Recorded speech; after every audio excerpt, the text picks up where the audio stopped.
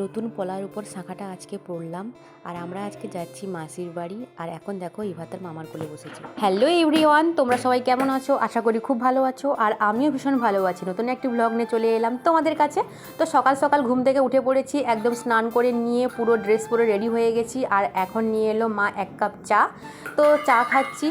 আর চা খাওয়ার পর আমরা একটু বেরোবো সবাই মিলে। আজকে যাব আমার ছোটো মাসির বাড়িতে। অনেক দিন থেকে যাব ভেবেছিলাম, কিন্তু সময় হচ্ছিল না। তাই আমি, মা, ইভা তিনজনে যাব ছোটো মাসির বাড়িতে। তাই আমি রেডি হয়ে গেলাম। আর ইভা এখন ঘুমোচ্ছে। চলো তোমাদের সঙ্গে আগের ব্লগে আমি যে শাঁখা পলাটা তোমাদের সঙ্গে শেয়ার করেছিলাম সেটা আমি আজকে পরে নিয়েছি। তো ভীষণ সুন্দর, এগুলো কুর্তির সাথে এবং শাড়ির সাথেও ভীষণ ভালো লাগবে। এই দেখো পলার উপরে এই যে শাঁখার ডিজাইনটাও ভীষণ সুন্দর। আমি দু হাতে পরে নিলাম, আর সেই হাতে পরেছি নোয়া, যেটা পরতে তো হবে একদম মাস্ট। তো সেই জন্য পরে নিয়েছি, হালকা করে সাজগোজ করে নিয়েছি। তারপরে দেখি বাবা এই যে সকালে বাজার করে নিয়ে এসেছে মাছ। আর আজকে মাসির বাড়িতে মা নিয়ে যাবে এগুলো। মা নিজে বাজার হাট করে মাসির বাড়িতে নিয়ে যাবে। আর সবজি টবজিও নিয়েছে, মাসির জন্য বিস্কুট টিস্কুট সব কিছু নিয়ে গুছিয়ে নিয়েছে পুরো। এদিকে দেখো বোন, বাবা স্কুল যাবে আর বোন অফিস যাবে। তাই মা রান্না বান্না করে এই যে সবাইকে খাবার দিয়ে দিয়েছে। বোন এখন খেয়ে অফিস বেরিয়ে যাবে।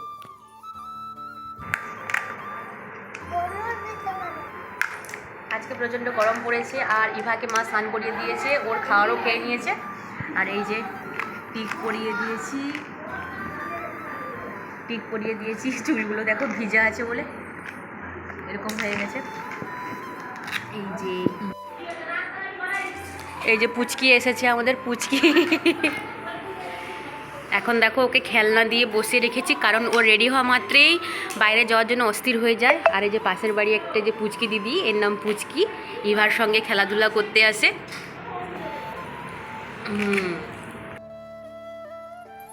তো এখন বেরিয়ে যাব।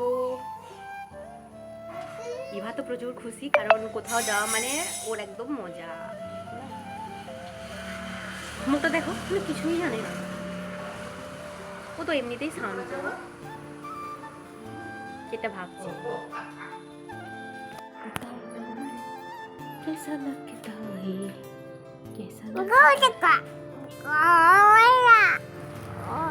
এখানে দেখো মাছ টাছ সব নেওয়া হয়ে গেছে। এই যে মাছ পুটলিতে ভরে নিয়েছে।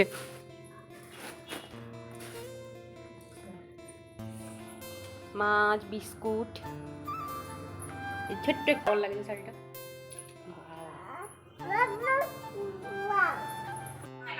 তারপর আমরা টোটো ধরে নিলাম, আর টোটো করে যাব মাসির বাড়ি। বেশি দূর লাগে না টোটোতে করে, প্রায় 10 মিনিট লাগে।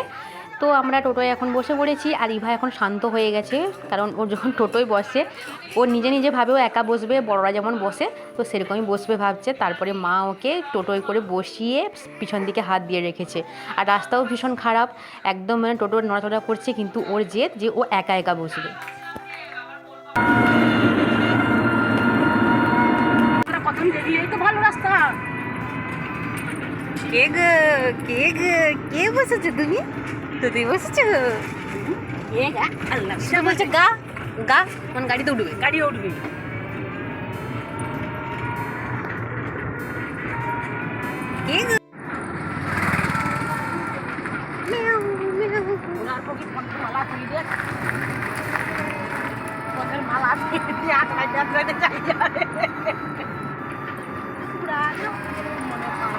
ইয়ে দেখি কি হয়েছে। আমি বললাম না, আমি তো ছোটই আসবো বলে খেয়াল নেই, ছোটই চলে এসেছি। তারপর 7 দিন আজকে বাচ্চা মেয়ে হচ্ছে। হ্যাঁ লোকের ঘরে গো, ঘর না, ওই অন্যমনস্ক হয়ে আছে। এই তো মুরগি, এই তো দেখো, ওই তো মুরগি, ওই তো শান্ত শিষ্ট ভদ্র হয়ে গেছে, একদম শান্তভাবে বসে আছে। তো গাইস দেখো এই যে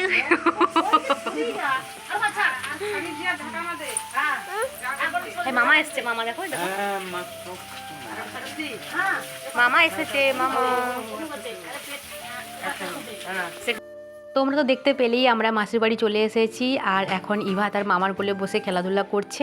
আর এদিকে মাসি দেখো আগে থেকেই অনেক রান্নাবান্না করে রেখেছে। তারপরে মা মাছ নিয়ে এলো, এখন মাছ ভাজছে, ওগুলো রান্নাবান্না হবে।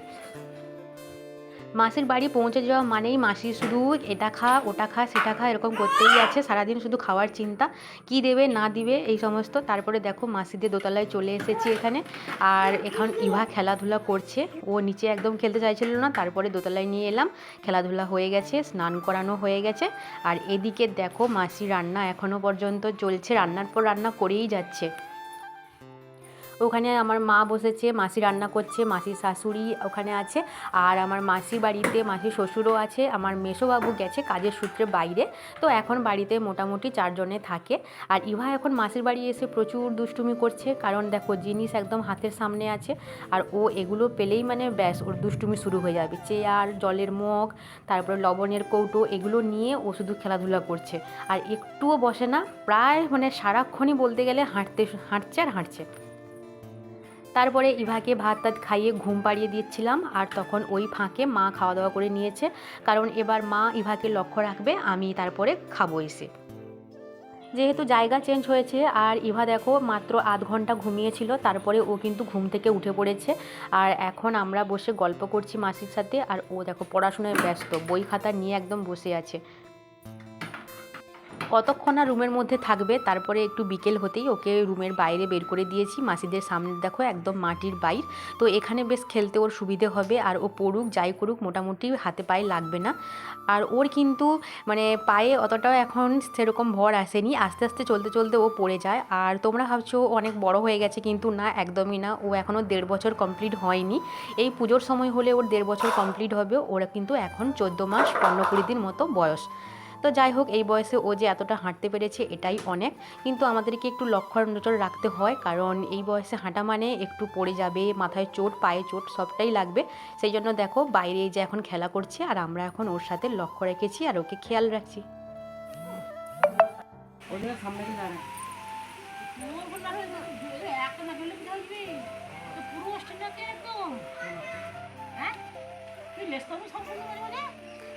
তারপরে আমার মাসিকে দেখো গাছের নারকেল, তারপরে গাছের সমস্ত সবজি টবজি যাই আছে না কেন সব ব্যাগে একদম ভর্তি করে দিচ্ছে।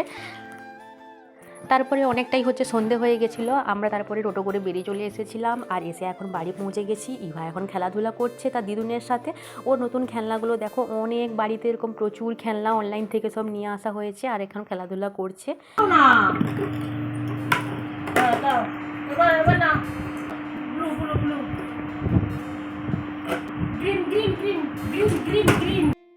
এতক্ষণ তো ইভা দিদুনের সঙ্গে খেলা করলো, আর এরপরে দেখো আমরা একে একে চা খেয়ে নিয়েছি লুকিয়ে। ইভার সামনে চা নিয়ে আসি না, ও ভীষণ জেদ করে চা খাওয়ার জন্য, ওকে একদম চা দেওয়া ভালো নয় বাচ্চাদেরকে। তো যাই হোক, ইভার মিমোই যে এক্ষুনি এলো, আর ইভার মিমি আর ইভার মিমো বসে ইভার সঙ্গে খেলাধুলা করছে। আর মিমি মানে ইভার মাসিমণি, আর মিমো মানে ইভার মেশো। তো যাই হোক, আজকের মতো এখানেই ব্লগটা এন্ড করলাম।